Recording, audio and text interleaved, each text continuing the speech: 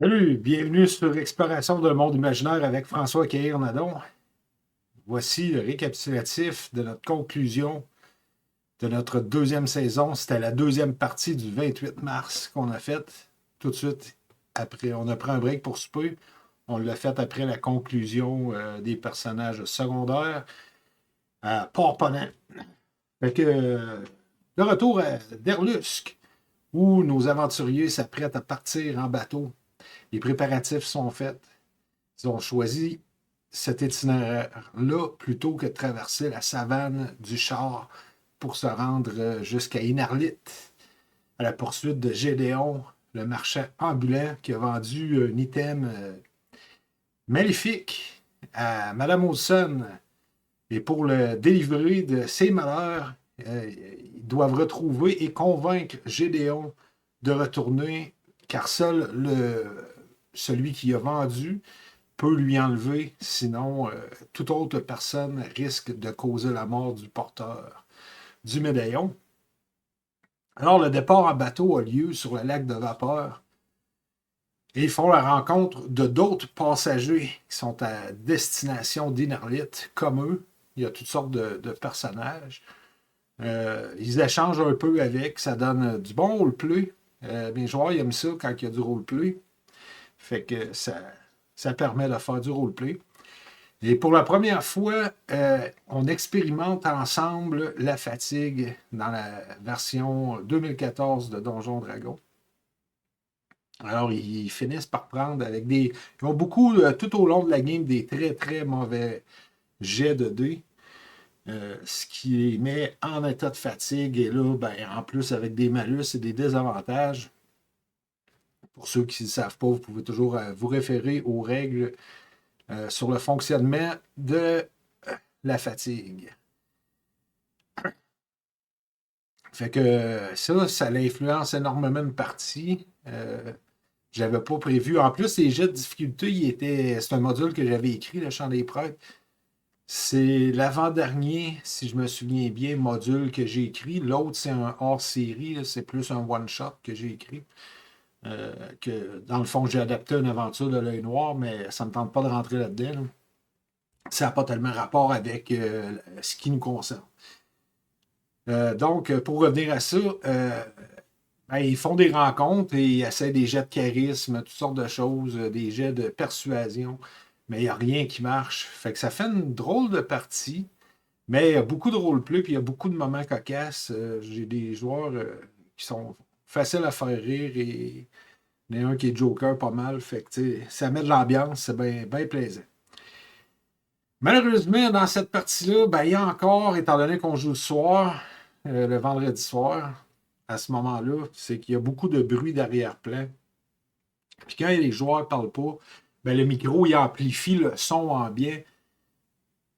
Donc, quand il y a des bruits d'arrière-plan, ben, on dirait que ça devient une cacophonie. C'est très désagréable.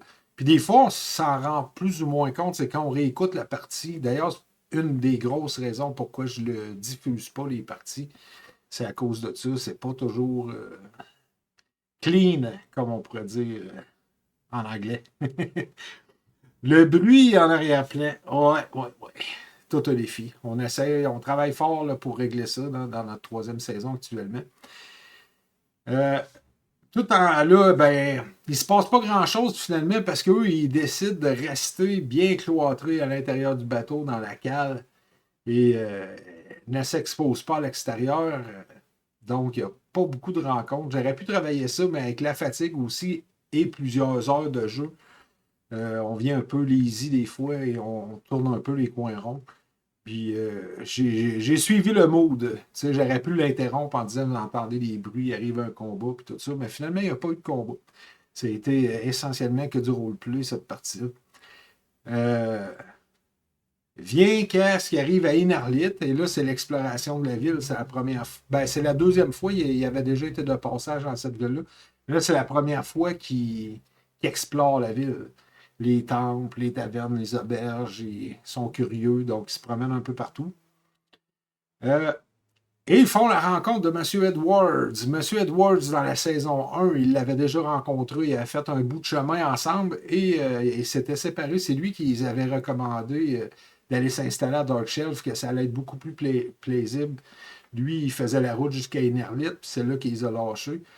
Il avait l'intention de s'installer là, mais là, il est sous, il passe à travers une vitrine, ils sont en train de se battre dehors. Eux, ils voient ça, ils reconnaissent M. Edwards.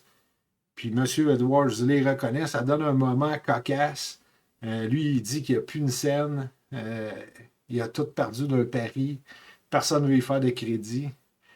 Et que, c'est un roleplay qui amuse beaucoup les joueurs, qui m'amuse aussi. Ben là, M. Edwards, ça charge d'ouvrage, fait que de fil en aiguille, ben, je pourrais aller. Là, eux autres, ils réussissent à trouver Gédéon, puis à le convaincre de retourner à Darkshelf, puis pour sauver Madame Olsen. Fait que là, lui, il dit, je vous regarde dépenser, ça a l'air florissant, les affaires à Darkshelf, je pense que je vais aller m'installer là. Fait que les autres, ça leur allume une lumière. Ah ouais, ben oui, pourquoi pas. Fait que ils continuent leur balade accompagnés de M. Edwards à travers la ville de Inerlit, qui est quand même une grosse ville, dans le char, dans les royaumes frontaliers. Euh, ils finissent par rencontrer et reconnaître une mélodie. Il s'agit du prince déchu Alric et ses aventuriers en train de pratiquer la mélodie pour infiltrer le culte de Talos. C'est une mélodie plutôt, qu'eux ont déjà entendue dans la caverne de Darkshelf. Puis ils savent que c'est des prêtres maléfiques. Puis eux, ils ont une partie du puzzle. C'est la prophétie de Tanael. Fait que là, ils se mettent à échanger avec Alric et ses aventuriers. Parmi les aventuriers, le comte Dooku, Foucault plutôt. Dooku, c'était pas dans Star Wars. En tout cas, Foucault, lui, c'était le gardien de la princesse dans la saison 1. Donc, ça remontait à loin pour eux autres.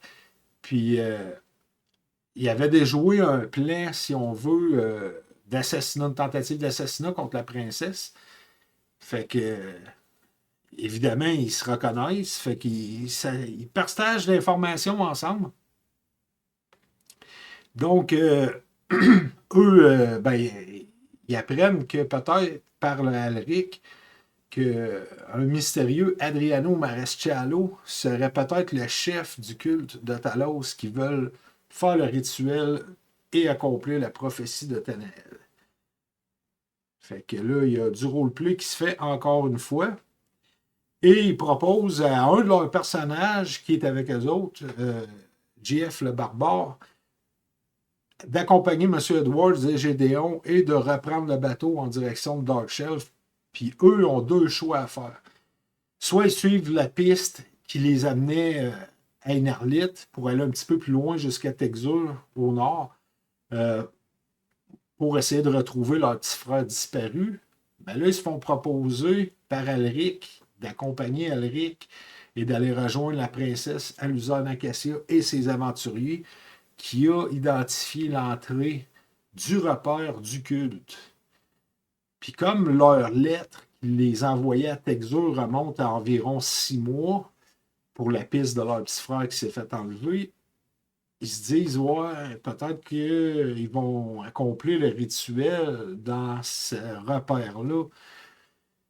Fait qu'ils ont un choix à faire en fin de partie. Soit ils vont vers Texur, ou soit ils accompagnent Alric vers le sud. Puis on se rappelle que tout au long des 2 saisons, les gens qui se font assassiner ou qui meurent en combat, leur âme va à peu près à la hauteur des nuages, devient mauve et flotte tranquillement, comme avec les nuages, direction sud, est attiré par là-bas. Mais ça fait aussi partie de la prophétie de Tanael. Alors, eux choisissent finalement d'accompagner Alric. Leur choix est fait. Et c'est ainsi que se termine la conclusion de notre 2e saison. La suite, prochainement. Bye.